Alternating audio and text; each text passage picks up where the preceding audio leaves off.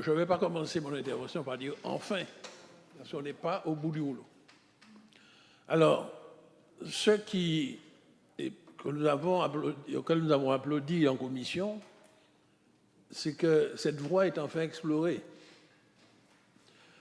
Parce que, en tout cas, moi personnellement, depuis le début, j'ai toujours dit, et même je l'ai répété publiquement, qu'il faut imposer cette fusion par la loi. On avait pensé pendant longtemps que spontanément, les trois acteurs concernés, et puis le quatrième qui s'ajoute parce que l'histoire a fait que nous sommes producteurs d'eau, mais les compétences, comme ça a été dit, ont été dévolues aux EPCI. Beaucoup ont pensé que spontanément, ils allaient pouvoir fusionner. Malgré les belles déclarations, rien ne se faisait dans la pratique, parce que c'est très compliqué. Et moi, tout comme le transport, j'ai toujours pensé que c'est par la loi qu'on va pouvoir imposer cette autorité unique. Je sais qu'il y en a qui doutent. Mais nous héritons d'une situation compliquée. Nous aurons deux montagnes à gravir. La première, c'est celle dont nous entamons actuellement, parce qu'il semblerait qu'il y ait un consensus politique pour dire qu'il faut une loi. Alors, qui peut la faire? On utilise une possibilité qui était difficile, parce que moi-même, je me doutais. Peut-être il faut remercier l'expertise qui est venue montrer qu'il y a. Parce que comme nous n'étions pas, la CTM n'était pas compétente dans l'eau, on ne pourrait pas utiliser l'habilitation dans le domaine de compétences. Alors, on nous a indiqué, et le collègue a développé, qu'il y ait une autre voie possible pour que la CTM soit habilitée. Alors c'est celle-là que nous entamons, c'est la première montagne à gravir. Et elle est compliquée, compte tenu du contexte politique actuellement en France. Je ne sais pas à quel Premier ministre on va envoyer cela, puisque le Premier ministre ne peut expédier que les affaires courantes. Je ne sais pas quel jour il y a un Premier ministre. Bon, le Parlement est en train de s'organiser, le Sénat est organisé depuis longtemps, parce que tout ça, il faut qu'ils traduisent ça par des décisions pour véritablement nous habiliter. Mais on ne sera pas encore au sommet de la montagne, parce qu'il faut encore prendre une délibération ici pour définir exactement les contours de cette autorité unique. Puis ensuite le faire publier pour que ça ait force de loi. Mais je me suis rendu compte qu'il y a une deuxième montagne à gravir. Et en ma qualité, parce que sous cette mandature, j'ai porté la curiosité à devenir membre de l'ODE. J'ai découvert que c'est un instrument essentiel pour avoir une bonne connaissance de la situation de l'eau et de l'assainissement sur notre territoire et de la protection des eaux en général. Quand vous entrez là-dedans, vous découvrez la complexité. Pour l'eau potable, je découvre que ceux qui les gèrent connaissent très mal l'état du réseau parce qu'ils ont hérité de la génération d'avant. Heureusement que la loi dispose que chaque gestionnaire de réseau doit faire un schéma directeur de l'eau et l'assainissement.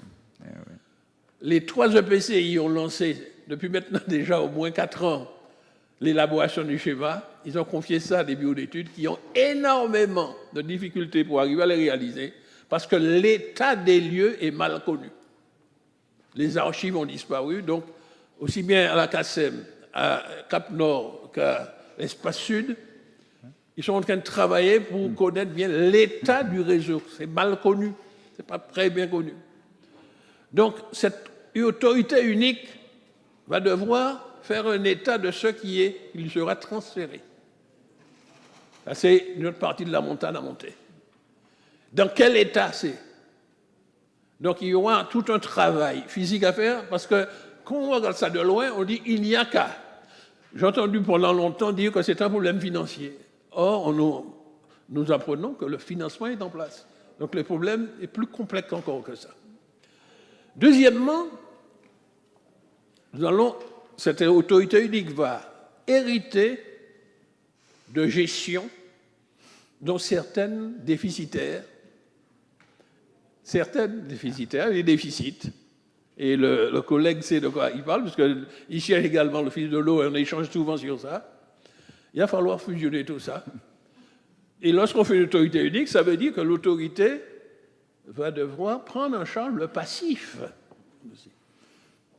Alors, lorsqu'on fait des promesses très rapides, très hasardeuses, pour dire on va baisser le prix de l'eau, etc., d'abord, il y a un principe que la France a mis, il faudrait qu'on savoir si par la loi d'habilitation on pourra le casser, qui est le principe l'eau paie l'eau. C'est-à-dire les dépenses faites doivent être couvertes par des recettes payées par les abonnés. Ce système-là est vraiment, c'est antisocial. Parce qu'on ne peut pas subventionner le prix. Donc, il va falloir aussi casser tout ça. Donc, je veux dire qu'il va falloir, d'abord, qu'on arrive à mettre en place cette autorité unique, en mettre en place des administrateurs courageux qui sauront prendre les responsabilités, parce que ce qui s'est passé pour le CMTVD, il ne faut pas que ça reproduise pour cette autorité unique. Parce que nous allons prendre des engagements auprès des citoyens, il faut être capable de les tenir. Et je vois déjà cette deuxième montagne, il va falloir, le moment venu, je ne sais pas quand, puisque ce n'est pas tout de suite que ça va se faire. Vraisemblablement, ce sera sur la prochaine mandature, mettre en place des administrateurs solides pour prendre ça à bras le corps et arriver à satisfaire la demande. Et je termine en disant, la nature ne nous a pas bien équipés. Alors c'est vrai qu'il y a beaucoup de pluie qui tombe sur notre territoire, mais les sources d'eau, les rivières sont au nord et la population est au centre et au sud. Donc rien que cette topographie devrait convaincre tout le monde qu'il faut mutualiser les réseaux, parce qu'il faut aller chercher l'eau là où il est et l'emmener là où se trouvent tous les abonnés les plus nombreux. Donc c'est pourquoi c'est une aberration de la loi NOTE d'avoir donné ça à des EPCI, puisque les élus martiniquais avaient choisi de couper la Martinique en 3 morceaux. Parce qu'il n'y avait rien qui nous imposait de faire 3 EPCI sur le territoire. Rien. Bon, je n'ai pas participé à ça. Mais découper la Martinique en 3 morceaux, et puis ensuite hériter de l'eau, et on voit l'aberration. Ceux qui ont l'eau veulent le garder pour eux, et ils ne donnent pas l'eau à ceux qui sont dans le sud. Eh bien, la structure unique pourra mutualiser tout ça.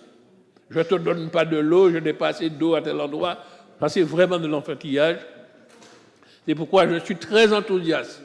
Mais je n'aurai peut-être pas la force pour rester jusqu'à plusieurs années, pour contribuer à arriver à ça. Mais je vais encourager les prochaines générations qui prennent la relève.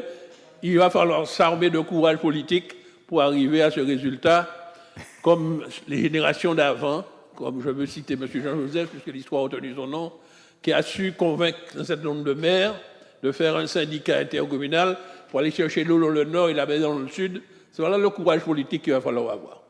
Donc, bon vent, et j'espère qu'on va y arriver. Merci.